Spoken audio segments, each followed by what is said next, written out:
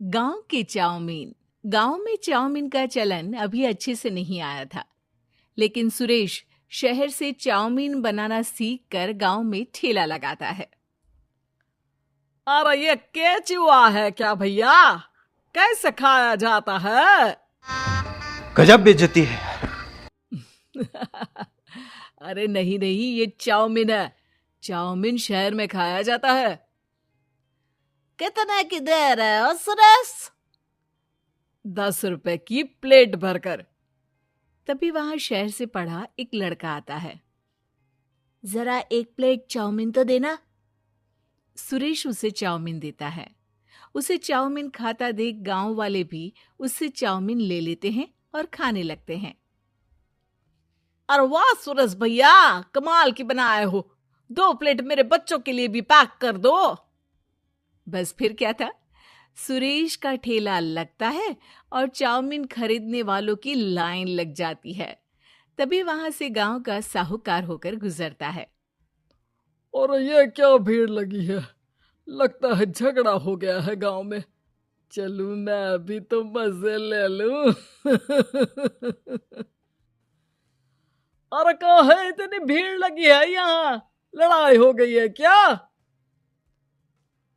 अरे साहूकार साहब, ना ना ना, कोई लड़ाई ना हुई है। ये तो सुरेश की दुकान है चाउमीन की। हम लोग चाउमीन खाने आए हैं, आप भी खाइए ना। साहूकार चाउमीन खाता है और सुरेश की तरफ देखता है, जो सारे दिन के पैसे गिन रहा होता है। अरे सुरेश, क्या लागत है इस काम की? अरे साहूकार जी, आप अब आए तो ये पूरे 10,000 रुपए ले जाइए, जो पिछले साल शहर जाने से पहले आपसे लिए थे ना। लागत तो क्या कहे, जो आपने दिया था उसी में सीखा भी है और दुकान भी खोल ली। अरे पैसे इतने जल्दी क्या जरूरत थी?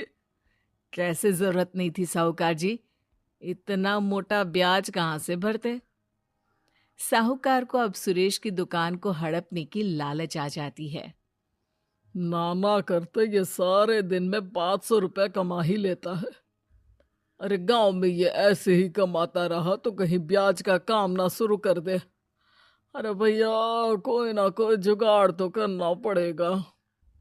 अब साहूकार घर आ जाता है और अपनी बीवी को सारी बात बताता है।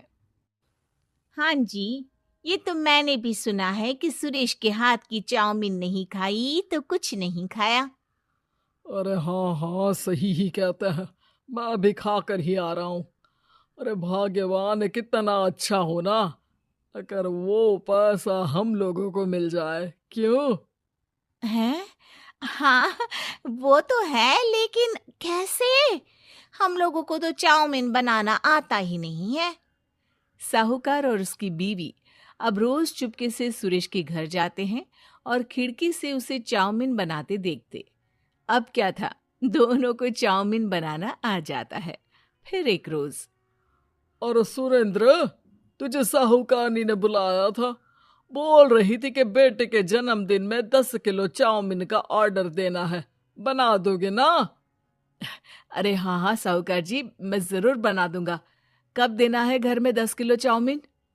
अरे वो तो तू घर आकर बता कर लेना, मैं नहीं बता पाऊंगा। ठीक है, शाम को काम निपटा कर आ जाता हूँ। सुरेश साहूकार के घर जाता है, लेकिन वहां मियाँ बीवी मिलकर उसे बंधक बना लेते हैं।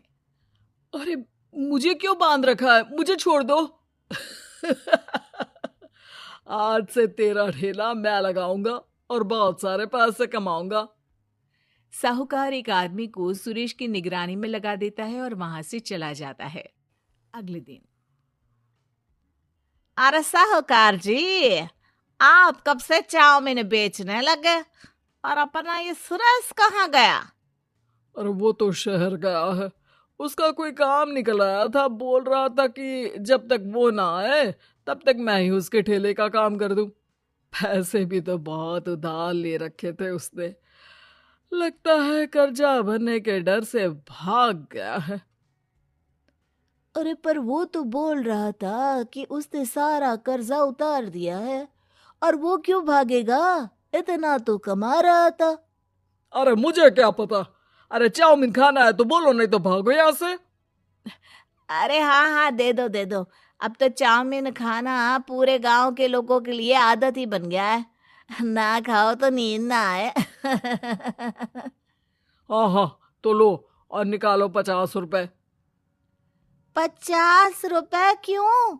सुरेंद्र तो 10 रुपए में देता था। अरे वो पागल था, मैं थोड़ी ना हूँ। गांव वाले जिनको चाउमीन की लत लग गई थी वो करते भी क्या, दे दो और ये लो 50 रुपए। लेकिन फिर साहूकार उन लोगों को प्लेट में थोड़ी सी चाउमीन रख देता है। अरे ये क्या, पैसे 5 गुना ज्यादा और चाउमीन बस इतनी सी। अरे साहूकार साहब, भगवान से तो डरो। बस फिर क्या था, साहूकार की मन मर्जी चलने लग जाती है और गांव वाले करते भी क्या। एक रोज मुझे तो लगता है कि सुरेश को साहूकार ने मार डाला होगा, क्योंकि उसका काम इतना अच्छा चल रहा था, फिर वो क्यों जाता, और वो भी साहूकार के हवाले दुकान करके। ना बाबा ना। अगले रोज भाग्यवान, देखो तो जरा, इस सुरेश भी ना कितना पागल था। जिस काम से वो ज्यादा पैसे बना सकता था उससे इतने कम पैसे छाप रहा था। 50 रुपए प्लेट में भी गांव वाले खूब खा रहे हैं चाउमीन। हाँ जी, और जितने में वो लोगों को 10 प्लेट खिलाता था। भर भर कर हम लोग उतने में 20 प्लेट बना रहे हैं, क्यों जी?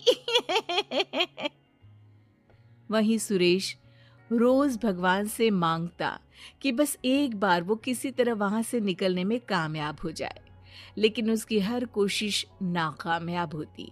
फिर एक दिन, अरे भाग्यवान, ऐसा कुछ करो कि चाउमीन बनाने का खर्चा आधा हो जाए, जिससे हम लोगों को और मुनाफा हो। ना जी, मुझे तो कोई तरकीब ना सूझ रही। अरे सुनो, एक काम करते हैं, चाउमीन बनाने में जो सब्जी लगती है वो मंडी में लेने तुम देर रात चली जाना। तब तक वो सारी सड़ी गली सब्जी जो दुकानदार वहीं फेंक जाते हैं वो उठा कर ले आना फ्री में।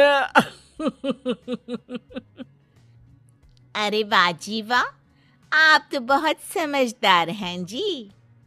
बीवी वैसा ही करती है, लेकिन अब लोग चाउमीन खाते तो मुंह बनाकर। फिर एक बार, अरे राम राम राम, ये पेट में दर्द काहे हो रहा है? आई। हाय रे हाय, मेरा भी पेट दर्द के मारे फटा जा रहा है। सभी को शक हो जाता है कि उन लोगों को चाउमीन खाने से ही ये बीमारी हो गई है। वहीं दूसरी तरफ जो आदमी सुरेश की निगरानी कर रहा था वो सो रहा होता है और मौका देखकर सुरेश वहां से भाग जाता है। सुरेश गांव वालों के पास जाकर उन्हें सब कुछ बता देता है। बस अब क्या था, साहूकार के घर पुलिस पहुंच जाती है। चलो, तुमने गांव के लोगों को खराब सब्जी वाली चाउमीन खिलाकर बीमार किया और सुरेश को बंधक बनाया। तुम्हें इसीलिए हम गिरफ्तार कर रहे हैं।